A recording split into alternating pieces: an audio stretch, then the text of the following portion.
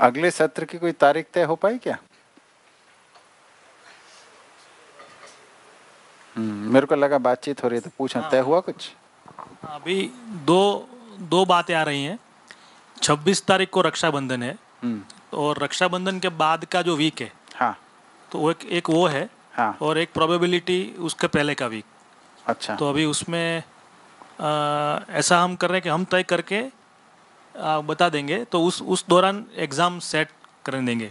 अच्छा ऐसा अभी हम लोग चर्चा कर रहे थे कि तो ठीक कौन है। सा ज़्यादा ठीक रहेगा, और फिर आपकी क्या रहेगी अनुकूलता उसमें। हाँ नहीं, मेरे तो आप अब मेरे को अभी बता दोगे तो मैं उस हिसाब से बना लूँगा जब भी आप बताएंगे। हाँ, मतलब अभी मान लो आज तय न हो पाए तो 1-2 दिन में अगर, हफ्ता 10 दिन में तय करके बता दें। हाँ, है ना। तो अभी इस तरह से तो चर्चा हम कर रहे थे हाँ हाँ ठीक है कि ठीक है ठीक है, बढ़िया।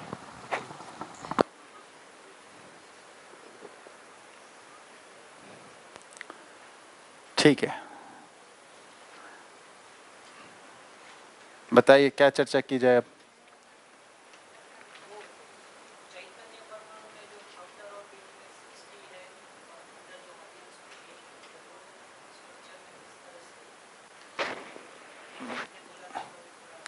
हाँ, केंद्र में एक है, पहले परिवेश में 2, दूसरे में 8, तीसरे में 18, चौथे में 32, 32 है ना।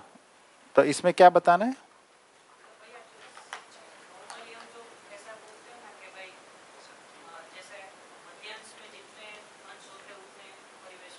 उतने या उससे कम। जड़ में, जड़ का कन्फिग्रेशन वो है। देखिए पहले जो था उसमें क्या था, ऐसा मानना था कि परिवेशीय अंश इलेक्ट्रॉन्स हैं, नेगेटिवली चार्ज है। नाभ की अंश जो है उसमें कुछ पॉजिटिवली चार्ज है। तो इनके संतुलन होना जरूरी है। संतुलन को चार्ज का संतुलन के रूप में देखा, इसलिए उसमें जितने परिवेश में उतने ही केंद्र में होना अनिवार्य हो जाता है, कम से कम, है ना। लेकिन अब वो वाला मुद्दा ही खत्म हो गया, चार्ज का झंझट ही खत्म हो गया, है ना। तो ये स्ट्रक्चर जो है वो व्यवस्था का स्ट्रक्चर है ना, ऐसा ही है। और इसके अंदर जो हमारे को आचरण मिलता है वो फिर चैतन्यता का आचरण मिलता है ना। बाकी 120 में जड़ आचरण मिलते हैं, नहीं कह सकते।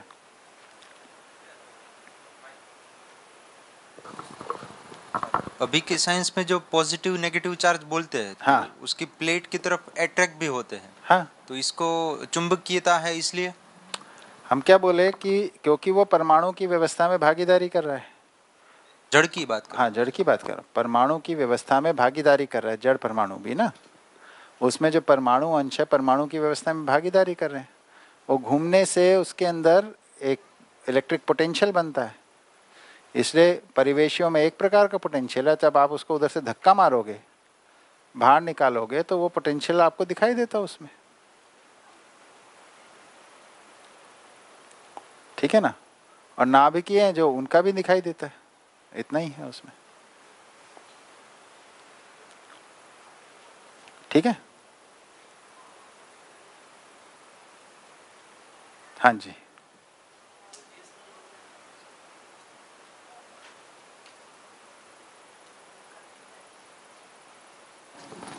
भैया, शरीर और जीवन इनका सहवास है, ऐसे हम कहते हैं, और शरीर में उसकी वजह से जीवंतता है। हाँ। तो ये थोड़ा सा मतलब इज इट कनेक्टेड, मतलब हम ये कह रहे हैं कि कम्युनिकेट ब्रेन से करता है। इज देयर, क्या वही एक ब्रिज है? हाँ, देखिए संवेदनशीलता वो ब्रिज है जिससे संकेतों को ग्रहण करता है और संकेतों को प्रसारित करता है। संवेदनशीलता है ना, जो 5 इंद्रियां हैं, 5 इंद्रियों का संकेत जीवन में जो प्रभाव उत्पन्न करता है, ये संवेदनशीलता का एक भाग है। फिर जीवन का संकेत 5 इंद्रियों के माध्यम से या हम कर्म इंद्रियों के माध्यम से जो व्यक्त करते हैं, दूसरा है ना। तो कर्म इंद्रियों के माध्यम से व्यक्त करते हैं और ज्ञान इंद्रियों के माध्यम से ग्रहण करते हैं, है ना। तो ये क्रियाकलाप है मानव का शरीर के साथ, है ना। ये निर्णय पूर्वक होने वाला काम है। संवेदनाओं का जो आदान प्रदान है या संवेदनाओं का जो संचार है, ये पूरा निर्णय पूर्वक है। हम क्या सुनना चाहते हैं, क्या बोलना चाहते हैं, है ना, कौन सा संकेत ग्रहण करेंगे, ये भी हमारा निर्णय है, और कौन सा हम प्रसारित करेंगे, ये भी हमारा निर्णय। तो ये तो संवेदनशीलता के माध्यम से तो हम ग्रहण और व्यक्त करते हैं संकेतों को, है ना। फिर एक भाग है जीवन का शरीर को जिंदा बनाए रखने का, है ना। वो निर्णय पूर्वक नहीं है, उसमें आप और हम निर्णय नहीं लेते, वो तो स्वाभाविक रूप में ही है ना। हम ऐसा नहीं करते कि हम शरीर अब छोड़ दें तो अब छूट जाएगा, ऐसे निर्णय पूर्वक थोड़ी ना। शरीर चलने लायक नहीं बचता है तो छूट जाता है ना। आप और हम कहाँ निर्णय पूर्वक छोड़ सकते हैं इसे, है ना। हमें मालूम ही नहीं है पहले तो कि हम जीवन है। अच्छा, जागृति के बाद पता चलता है तो शरीर छोड़ने की कोई कारण नहीं बनता। तो शरीर का सदुपयोग ही करना है, तो उसको पूरा जितना अधिकतम सदुपयोग कर सकते हैं उतना करते हैं उसका। तो शरीर को जीवंत बनाए रखने में कोई निर्णय नहीं है, ठीक है। हाँ, शरीर के योगफल में ही वो जीवंत बना रहता है, ये बात है। उसमें दूसरी सूचना ये है कि जीवन जो अपना पुंजकार के रूप में है, वो जब शरीर के साथ सहवास है तो पुंजकार के अंदर ही शरीर रहता है ना। और वो पुंजकार में जो शरीर रहता है उस वक्त जीवन जो है एक एक प्राण कोशिका के बीच में से गुजरता रहता है, उसको जीवंत बनाए रखता है। इतनी उसमें सूचना है। भैया एक मतलब कुतूहल है कि नाभि का क्या रोल है? नाभि जो शरीर की नाभि है, वो शरीर रचना के अंदर कोई रोल है उसका, शरीर स्वस्थता के अर्थ में रोल है। हाँ, इससे ज्यादा तो दर्शन में कोई बात नहीं है इसकी।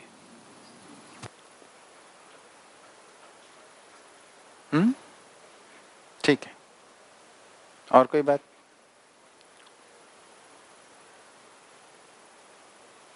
देखिए, जब बच्चा गर्भ में होता है तब नाभि के माध्यम से उसको वायु, जल और भोजन जाता है, पोषण जाता है उसको, इसलिए महत्वपूर्ण वो जगह है।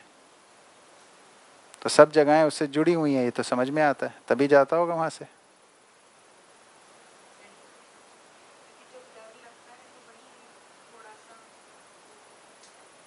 नहीं, डर तो आपको ऐसा नहीं कह सकते कि इधर लगता है या उधर लगता है शरीर में। न्याय, डर, जो जितने भी भाव हैं शरीर में, किसी एक अंग में प्लेस नहीं कर सकते, है ना।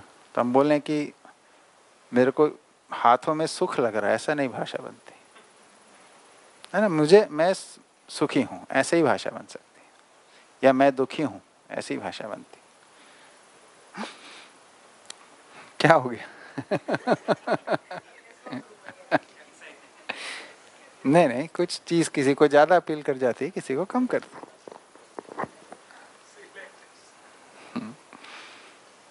ठीक है ना। हाँ जी,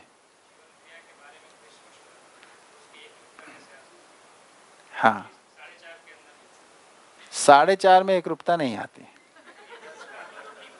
हाँ, एक 4.5 को शरीर ड्राइव कर रहा है। 4.5 को कौन ड्राइव कर रहा है? शरीर। स्पष्टता 10 की ही होती है, अधूरे की स्पष्टता बनती नहीं, पूरे की ही स्पष्टता बनती है। हाँ, तब तक पूरे के लिए प्रयास करने में वो संतुलित होते हैं।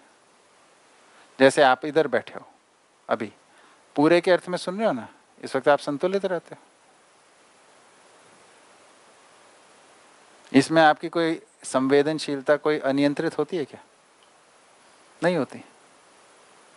जब अकेले में होते हैं, अध्ययन में नहीं है या चीजों में नहीं है, तब हो सकती है, तब हो जाती है ना। तो ये जो पूरे के अर्थ में ही सब चीजें नियंत्रित होंगी।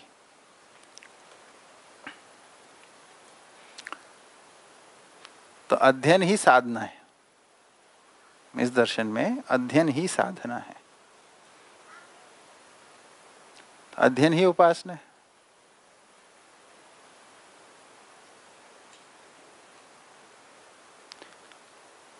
ध्यान का मतलब इधर बताया है आशा विचार इच्छा को किसी एक जगह पे केंद्रित कर देना, तो अध्ययन पे केंद्रित कर देना ये ध्यान है।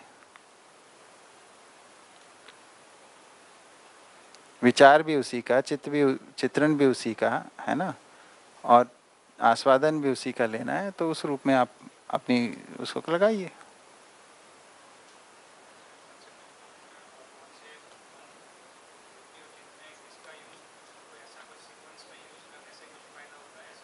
और देखिए पहली चीज है सारे के सारे निरंतर हैं, निरंतर में कोई आगे पीछे होता नहीं, ठीक है, और ये संयुक्त रूप में काम करते हैं, है ना। हमारी कल्पनाशीलता को हम देख पाते हैं, फिर उसमें से किसी एक थॉट को ट्रेस कर सकते हैं विचार के रूप में, है ना, या एक चित्रण को ट्रेस कर सकते हैं हम चित्रण के रूप में, है ना, किसी एक आस्वादन को ट्रेस कर सकते हैं, है ना, लेकिन आगे पीछे का मतलब ज्यादा है नहीं उससे, और उसका कोई बहुत उपयोग भी नहीं है। लक्ष्य के अर्थ में या प्रयोजन के अर्थ में ये चीजें आपको पकड़ में आती, उस पर ध्यान दिया जाए। जीवन की क्रियाओं को ऐसे रूप में जरूर समझा जा सकता है कि जो मन है वो सुख अपेक्षा में क्रियाशील है ना, सुख का आस्वादन लेने के लिए क्रियाशील है। वृत्ति जो है सुख को पहचानने के लिए क्रियाशील है, ठीक है। चित्त जो है सुख की निरंतरता के अर्थ में क्रियाशील है।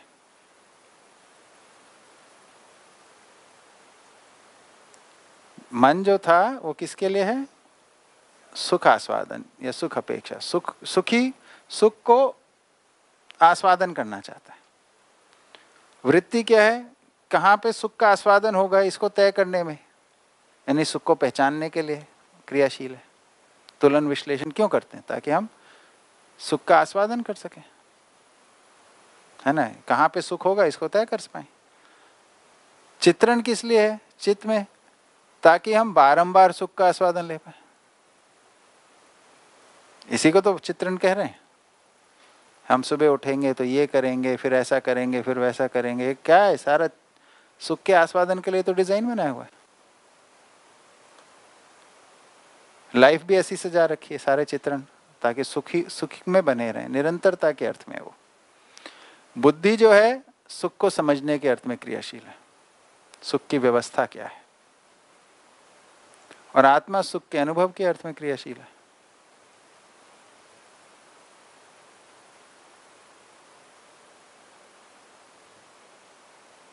मन, वृत्ति, चित्त, बुद्धि, आत्मा, 5 जो अक्षय बल हैं, इनका भी कोई प्रयोजन है, उसकी बात हो रही। मन सुख अपेक्षा में क्रियाशील है, वृत्ति सुख पहचानने के अर्थ में क्रियाशील है ना, या सुखपूर्वक जीने के अर्थ में क्रियाशील है। चित्त जो है वो सुख की निरंतरता के अर्थ में क्रियाशील है ना। बुद्धि जो है सुख की समझ या सुख की व्यवस्था क्या है इसको पहचानने के लिए, इसको समझने के लिए, सुख की व्यवस्था को समझने के अर्थ में क्रियाशील है। और आत्मा सुख का अनुभव करने के लिए क्रियाशील है। इसलिए मानव जीवन सुखधर्मी है।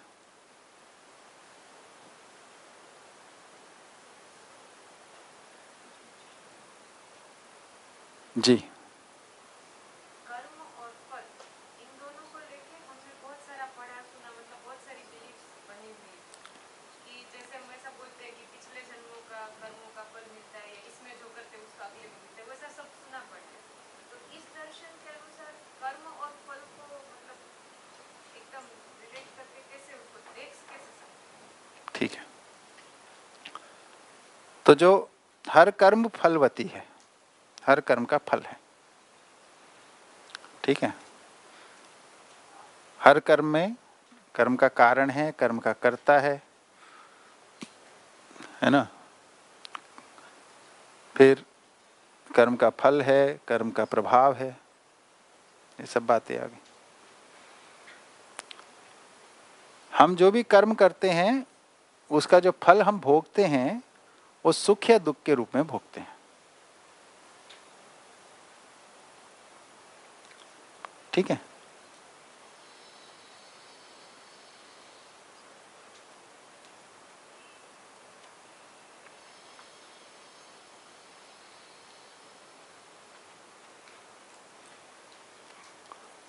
तो हम लोग जो भी कर्म करते हैं उसका फल सुख और दुख के रूप में भोगते हैं, है ना। उसका कोई प्रभाव आता है वो भी सुख और दुख के रूप में ही फैलता है ना। तो हम कुछ करते हैं, वो क्रिया होती है, क्रिया होने से कोई रिजल्ट आता है, जो रिजल्ट आता है उससे को हमें वो रिजल्ट स्वीकार होता है तो उसको सुख मानते हैं, अस्वीकार होता है तो उसे दुख मानते हैं, है ना, है ना। तो अब जो सुख या दुख है हमारा, है ना, आप पूछ रहे हो कि पूरी पिछली शरीर यात्रा से कैसे जुड़ा हुआ है, ये आपका मेन प्रश्न है।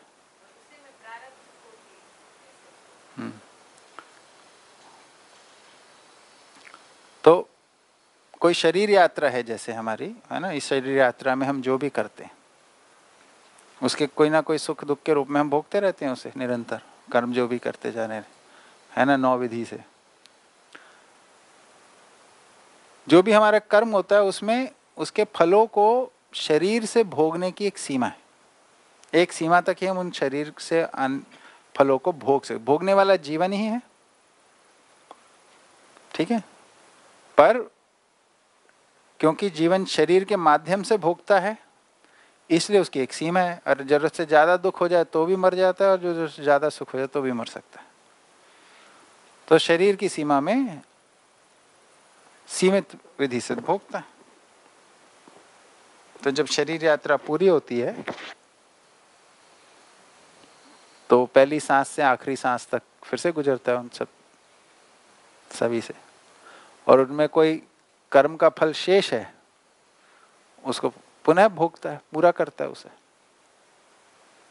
दुख बचा होगा तो दुख शेष होगा, क्योंकि अब जीवन रूप में भोगना है उसे, शरीर से नहीं भोगना, अब कोई सीमा नहीं है, तो उसको पूरा भोगता है, ठीक है। और उसके अंदर जो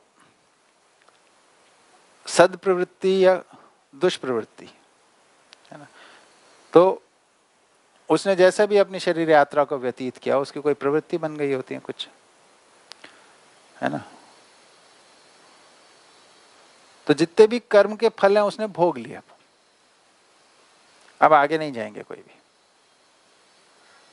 क्योंकि उसने पहली सांस से आखिरी सांस तक भोग लिए, वो सारे पूरे हो गए। मतलब मोमेंट कहना ठीक नहीं है, पर वो भोग लेता है ना।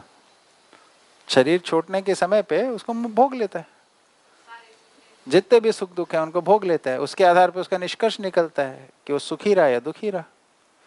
वो सुख दुख उसका अनुकूलता के रूप में ही है, अनुकूलता प्रतिकूलता के रूप में ही है भ्रमित अवस्था में। तो जो जिसको वह सुख मानता है उस अर्थ में अगली शरीर यात्रा चाहता है कि ऐसा जीना, ऐसा मिल जाए। दारू पीने वाला दारू पीने को अनुकूल मानता है तो दारू मिल जाए उसको अगले शरीर यात्रा में, ये उसमें निष्कर्ष आ जाता है ना। दूध पीने वाले को दूध मिल जाए, दोनों भोगने के स्तर पे ही रहते हैं, है ना, अपनी अपनी प्रवृत्ति अनुसार। और दूसरा उसमें निष्कर्ष आता है स्वरूप कुरूप का, और शरीर के अर्थ में, पहला वाला जीवन के अर्थ में, दूसरा वाला शरीर के अर्थ में, किस प्रकार के शरीर को अपनाएगा उस अर्थ में स्वरूप कुरूप, है ना, मानता है। इन दो निष्कर्षों के आधार पे उसकी अगली शरीर यात्रा के सर्कमस्टेंसेस डिसाइड हो गए, वो नियति विधि से उसको मिलता है, उसमें उसका कोई निर्णय नहीं, है ना। और जितना भी उसने बुरे कर्म किए हैं, जो भी किया वो सब पीछे रह गया, अब कुछ आगे नहीं आएगा। केवल ये सर्कमस्टेंसेस जिसमें उसने मानना अगली शरीर यात्रा के लिए उसमें बन जाते, उसको नहीं मालूम अगली शरीर यात्रा, उसमें दो ही निष्कर्ष हैं कि अनुकूलता क्या है और स्वरूप क्या है। उस विधि से उसके अंदर अगली शरीर यात्रा के लिए सर्कमस्टेंसेस बन गए, वो नियति विधि से उसे मिलता है ना। और उसके जितना भी स्मृतियां हैं वो बुद्धि में जाती हैं, बुद्धि में अगर वो व्यवस्था की समझ के अर्थ में होती हैं तो बुद्धि उसे स्वीकारता है, नहीं तो उसको वापस चित्त में डाल देता है। फिर उसकी जब अगली शरीर यात्रा शुरू होने के लिए उसको कोई गर्भ में स्थित कोई शरीर है ना वो अपनाता है, तो उस वक्त वो उसे उस शरीर के साथ तदाकार होता है कि मैं ये शरीर हूं, इस विधि से ही अपनाता है, ये मैं हूं, ऐसा मान के ही शुरू करता है।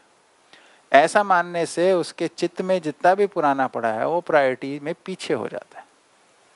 अब नए शरीर के साथ उसकी स्मृतियां बननी शुरू होंगी।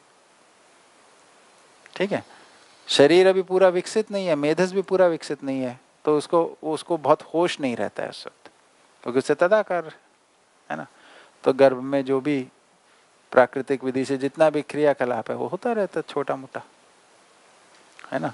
जन्म लेने के बाद भी धीरे धीरे धीरे वो शरीर साधता है, फिर जन्म लेता है, नहीं वो शरीर साधता है, फिर भाषा सीखता है ना, चलना फिरना सीखता है, बोलना सीखता है, फिर 3 4 5 साल की आयु तक आते आते उसको है ना अपने जीवन पक्ष को व्यक्त करने की उसमें प्रखरता आती है धीरे धीरे, है ना। तो अपनी प्रवृत्तियों को वो प्रकट कर सकता है, वो ही प्रवृत्तियां जो उसमें पहले थी, है ना। लेकिन अगर उसको सही वातावरण होगा मानवीय शिक्षा का तो उसमें चले जाएगा और उसमें सद्प्रवृत्तियां स्थापित हो जाएंगी। अगर वो वातावरण नहीं है तो पुरानी प्रवृत्ति आ जाएगी। पर ऐसा कुछ नहीं है कि पिछली जो शरीर यात्रा में तुमने चींटी मारी थी तो इस जन्म में चींटी तुम्हें मारेगी, वो सब नहीं है।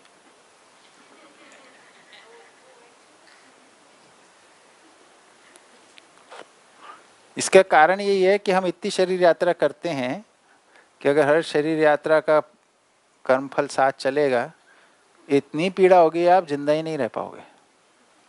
इतनी गलतियां करते हैं ना एक शरीर यात्रा, तो हर शरीर यात्रा का सब नेगेटिव पार्ट वहीं छूट जाता है।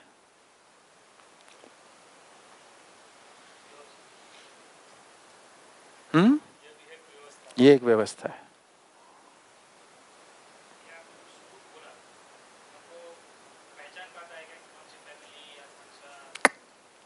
कुछ नहीं, उस शरीर के आधार पे और अपने संबंधियों के आधार पे उसको किसी चीज को अपनाए रखता है, निष्कर्ष होता है वो एक। उसमें भ्रमित अवस्था में यही नहीं मालूम ना मैं जीवन हूं, तो ये थोड़ा ना मालूम है कि मेरे को उधर शरीर यात्रा शुरू करनी है। उसमें तो एक निष्कर्ष आया कि स्वरूप क्या है, अपने जैसे दिखते हो उसको अपनाता है, उस टाइप के शरीरों को। गोरा होगा तो गोरी चमड़ी को अपनाएगा, उसको स्वरूप मानेगा। काला होगा तो काले को मानेगा, चपटी नाक वाला होगा चपटी नाक को स्वरूप मानेगा, है ना। ऐसे ही तो है। नाटे लोग होंगे तो नाटेपन को स्वीकारेगा, है ना। अब जिसको अपना मानता है उसके आधार पे, जिससे आइडेंटिफाई करता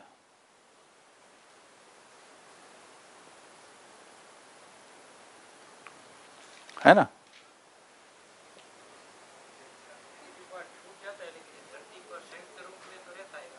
क्या चीज? उसका जो नेगेटिव पार्ट है हाँ तो छूट जाता है। हाँ वो धरती पर तो उसका जो संयुक्त इफेक्ट है हाँ, प्रभाव के रूप में रहता ही है। जो रहता है जितना रहता है, प्रभाव तो धीरे धीरे पच जाते हैं। प्रभाव सभी आवेश हैं, सम विषम आवेश हैं। प्रभाव धीरे धीरे विलय हो जाता है, पचा लेती है परस्परता। व्यवस्था के लिए जितने भी वो क्रियाकलाप किए उसकी कुछ असर रहता है, कुछ पच जाता है। अभी वो प्रभाव इतने ज्यादा कर लिए हमने नेगेटिव कि अब हमारे लिए परेशानी का मुद्दा बनते जा रहे हैं।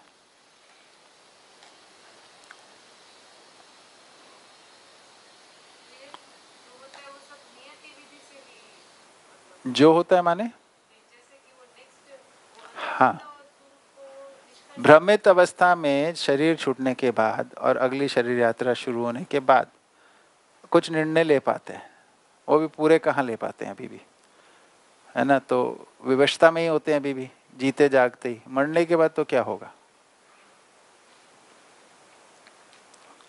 है ना।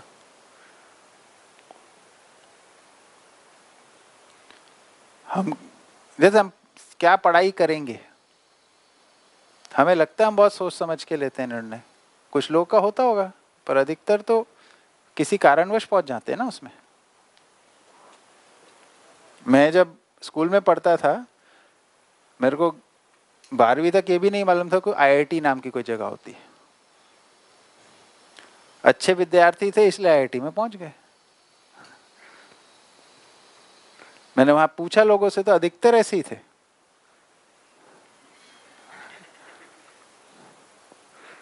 अभी तो आज की डेट में हम बच्चों को बोलते हैं ऐसा निर्णय लो वैसा लो। अच्छा, मेरे को लगता है वो कितनी अच्छी बात है ये भी हमें सोचना चाहिए। बताइए ना, जैसे मेरी बिटिया थी जब 10th में थी, तो वो बोली कि मैं आगे के सब्जेक्ट्स ये वाले पढ़ना चाहती हूँ।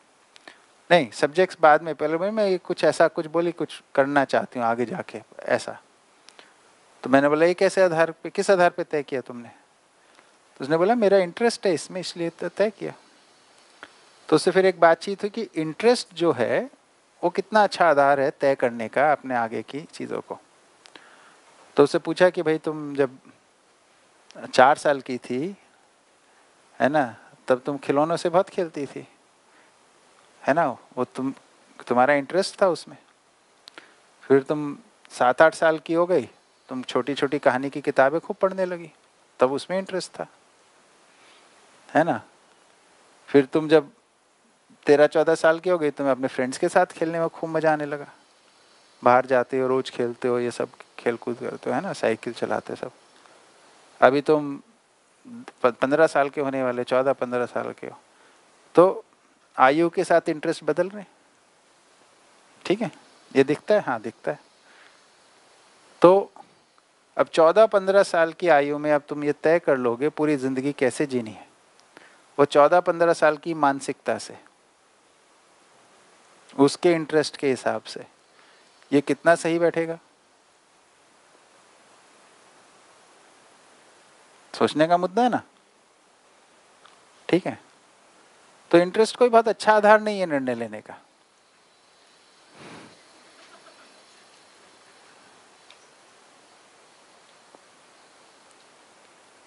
तो फिर किस चीज पे, क्या आधार पे, किस चीज की आवश्यकता है? जिसकी आवश्यकता है वो करेंगे हम। तो आवश्यकता किस चीज की है इसको समझना पड़ता है। तो जब तक समझ पूरी नहीं है ऐसे निर्णय क्यों ले रहे हो?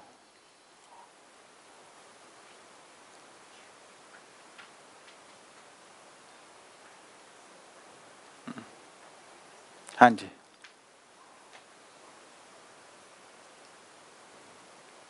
भैया, कुछ बच्चों में ऐसा दिखाई देता है कि जो कंप्यूटर में आजकल कुछ एक लॉजिकल एक्टिविटीज़ होती है, जैसे कि हैकिंग और उस टाइप की कुछ एक्टिविटी, कुछ बच्चों में वो बहुत कम उम्र से दिखने में आती है।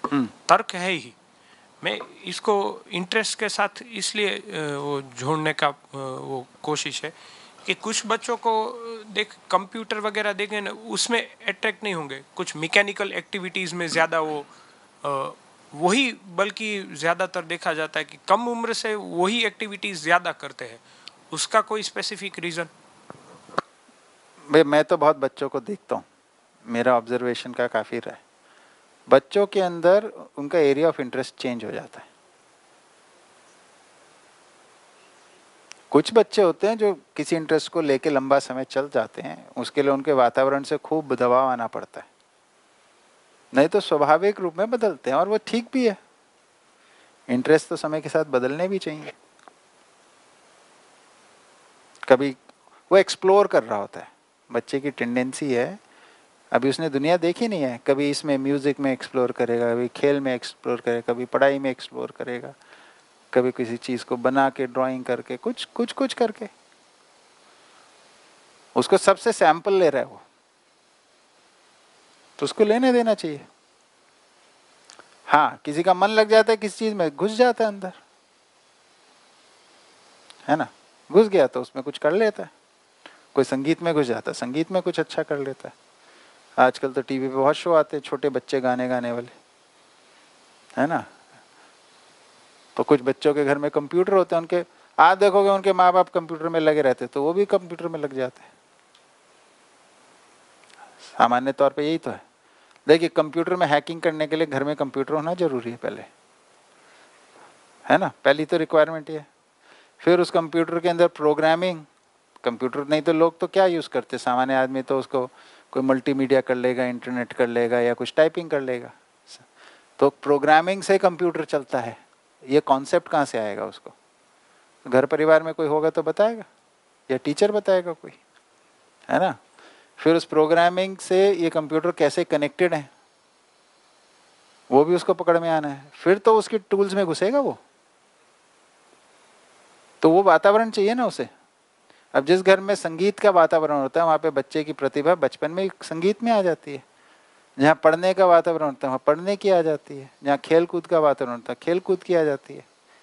जहाँ कंप्यूटर का होगा वहाँ कंप्यूटर की प्रतिभा आ जाएंगी। वो तो उसको जो अनुकूलता मिल रही है उससे होता जा रहा है, उसके लिए उसको अवसर साधन प्रोत्साहन मिल रहा है।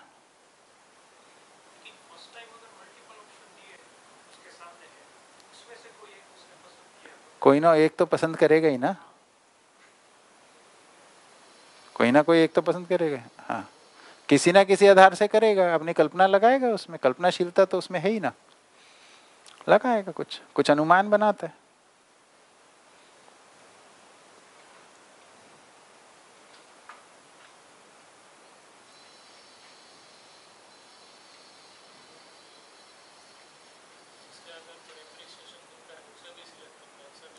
हाँ वो भी है, उसने किसी को देखा है कुछ इस्तेमाल करते हुए इसलिए वो भी उसको चयन करता है ना।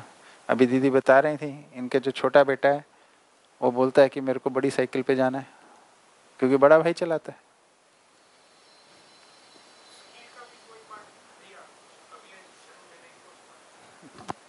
उसकी आवश्यकता बनती है। स्किल का कोई पार्ट अगली शरीर यात्रा में पहुंचने की क्या आवश्यकता बताओ, या ज्ञान का कोई पार्ट अगली शरीर यात्रा में पहुंचने की आवश्यकता क्या बनती है, इसको बताइए। आपने जो अर्जित किया अपनी शरीर यात्रा में उसको आपने स्टोर कर दिया परंपरा में, सर्वसुलभ हो गया। अब जीवन में कैरी करने की क्या जरूरत है?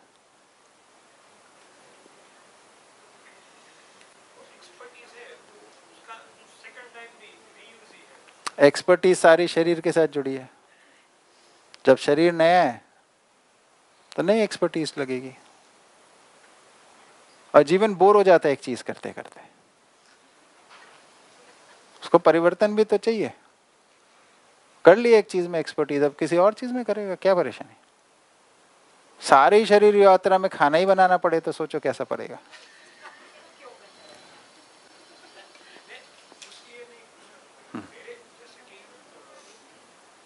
थी ऐसा हुआ था कि मैं कार इस शरीर यात्रा में, हाँ इसी शरीर यात्रा में 4 व्हीलर मुझे हार्डली 3 आवर्स में वो जो मेरे हेल्प के लिए मेरे साथ में जो बैठे थे ना उसने मुझे ऐसा कहा कि आपको कार पहले से आती है।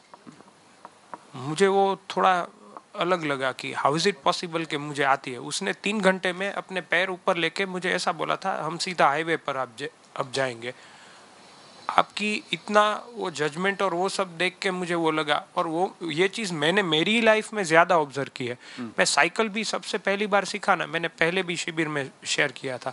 मुझे सिर्फ 3 साल के मेरा कजिन ब्रदर था उसने सिखाया। सिर्फ उसने मुझे एक ही बात बोली थी, आप डरो मत, डरे बगैर एकदम कॉन्फिडेंस से वो चला लो। मैं उससे काफ़ी बड़ा था, वो मेरे से काफ़ी छोटा था, लेकिन वो कॉन्फिडेंस काम कर गया। और मैंने उसकी 3 साल के बच्चे की छोटी साइकिल मैंने उस वक्त चलाई थी। मैं शायद 10-11 साल का होऊंगा, फिर भी वो मैंने कंफर्टेबली चला ली। बहुत स्मॉल साइज़ के टायर थे, मेरी हाइट के लिए भी कंफर्टेबल नहीं थे, फिर भी वो मैं कर गया। फिर जब ड्राइविंग का भी था ना तो उसमें भी मुझे वही लगा। मैंने फर्स्ट टाइम जब स्टेयरिंग घुमाया था ना तभी मैंने सीधा ग्राउंड पे जाके 8 बनाना स्टार्ट कर दिया। फिर क्लच, लीवर और ब्रेक ये सब बहुत इसके लिए स्किल चाहिए, उसका तालमेल एकदम ठीक बैठना चाहिए। एक बार गाड़ी भी बंद नहीं हुई थी और तीसरे घंटे के बाद वो सीधा मुझे ऐसा ही बोलता है कि आपको कार आती है, आप शायद मेरा मजाक करने के लिए आए हो, या फिर आपको प्रैक्टिस करनी है तो मैं सीधा आपको हाईवे पर ले जाता हूँ। तो मैं सीधा हाईवे पर, और मैंने सिर्फ 6 आवर्स ही उसके पास ट्रेनिंग ली। फिर उसके बाद उसने बोला कि आप चलाओ अपने हिसाब से, उसमें ये कोई इससे क्या कहना चाह रहे हैं आप? कि मुझे ऐसी कई सारी एक्टिविटीज में मुझे ऐसा लगता है कि कहीं ना कहीं ऑलरेडी सीखा हुआ है। नहीं, इसमें ये कहाँ से प्रमाणित हुआ कि पहले से सीखा हुआ है? ये प्रश्न भी मुझे क्यों हुआ था, मैंने बाबा जी का एक वो सुना था ना वीडियो, उसमें लिखा था कि संतुलन के रिलेटेड कई सारी चीजें होती है ना, वो बुद्धि में। हाँ, तो उससे भी क्या ये पिछली शरीर यात्रा से कैसे जुड़ा है? शायद उसमें बहुत ज्यादा वो किया होगा काम, और उसमें एक्सपर्टाइज आ गया होगा। बुद्धि के अंदर शरीर से जुड़ी कोई चीज जाती नहीं। ये जितना सीखना है ना, संतुलन जो है वो एक व्यवस्था की समझ है। संतुलन वो बुद्धि में रहता है, ठीक बात है, लेकिन संतुलन का अभ्यास चित्त में रहता है।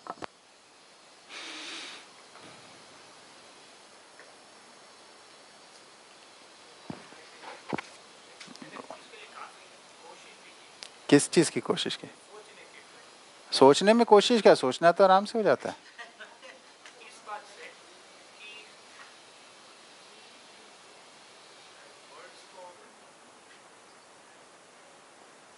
देखिए, हम किसी निष्कर्ष को पहले बना लिए हैं, अब उसके लिए कोई तर्क से जा रहे हैं।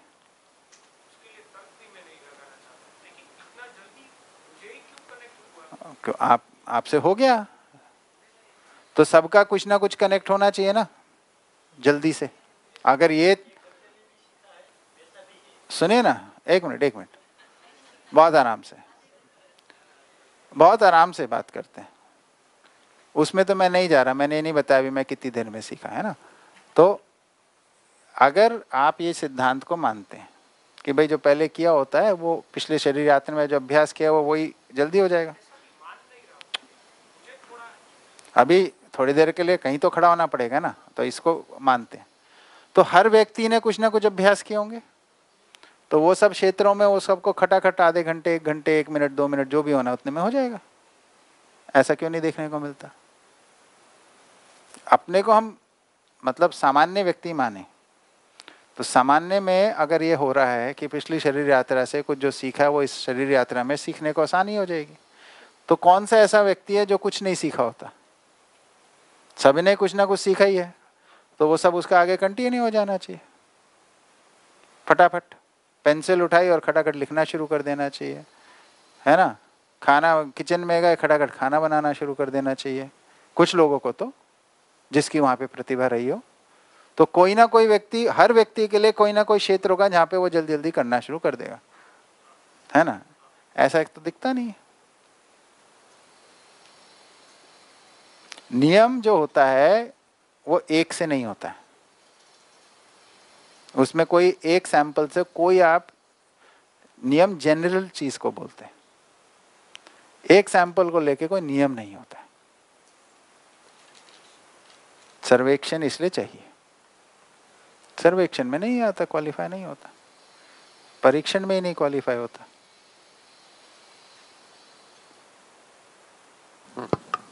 मैं जब ड्राइविंग सीखा था, मेरी सिस्टर ने गाड़ी खरीदी थी, मैं गया, उसका मैनुअल खोला, गाड़ी कैसे चलती है वो पढ़ के फिर मैंने गाड़ी चलाई थी। तो ऐसे बहुत सारे बच्चे करते हैं, उनकी इच्छा बन जाती है, तीव्र इच्छा में चलानी, उसके लिए कूद जाते हैं, है ना।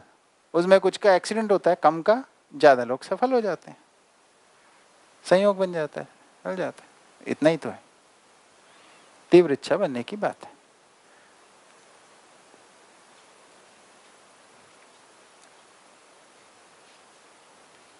ठीक है, इसमें कोई विशेषता नहीं, सामान्य बातें सारी। हाँ जी। इसी के साथ में क्वेश्चन है कि कुछ छोटे बच्चे होते हैं वो बहुत छोटी एज में ड्राइंग पेंटिंग अच्छा करने लगते हैं, म्यूजिक अच्छा, तो उसका भी रीजन ऐसा कुछ नहीं है कि वो क्यों 3-4 साल में ही इतना अच्छा परफॉर्म करने लगते हैं? वो इसलिए परफॉर्म करने लगते हैं क्योंकि वो ईमानदारी से करते हैं उस आयु में सब कुछ। डिस्ट्रैक्ट कम होते हैं, जिसमें मन लगाते हैं वो कर लेते हैं। इसलिए तो जो सिखाना है, जिम्नास्टिक्स करने वाले बच्चों की ट्रेनिंग होती है प्रॉपरली पहले बचपन से। संगीत सीखने वालों के घरानों में पहले से संगीत बचपन में सिखाना शुरू, क्योंकि गले के अंदर वो चीज़ें तब स्थापित होती हैं तब अगर आपने अभ्यास कर लिया तो। टेररिस्ट को टेररिज्म सिखाना है, उसको भी बचपन में ही पकड़ते हैं, क्योंकि मर्डर करना है तो आपको पीड़ा ना हो, तो अभ्यास तब से कराना शुरू करते हैं। उसमें आ गया कि भाई ये हत्या तो गलत बात है, तो फिर वो टेररिस्ट नहीं बन पाएगा। ये सभी सब जगह देखा गया। कोई भी चीज़ बचपन में हम ज़्यादा ईमानदारी से कर लेते हैं, ज़्यादा अच्छे से कर लेते हैं, डिस्ट्रैक्ट कम होते हैं, फोकस्ड होते हैं, 1 पॉइंट प्रोग्राम होता है उस वक्त।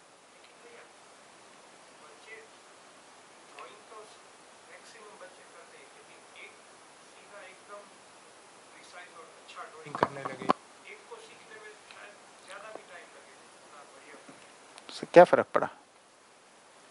जिसने उसको ठीक से कर लिया उसने ठीक से कर लिया, बाकी ने नहीं किया। कि किसी का खेल में ज़्यादा अच्छा हो जाता है, किसी चीज़ में अच्छा हो जाता है, डिपेंड करता है। वही बच्चे का कहीं कभी ध्यान लग जाता है तो वही ज़्यादा अच्छा करने लगता है। ये सब भी देखने को मिलता है। खैर मूल मुद्दा ये है, पिछली शरीर यात्रा से कोई प्रभाव नहीं आ रहा है इस रूप में, ये सार भाग है।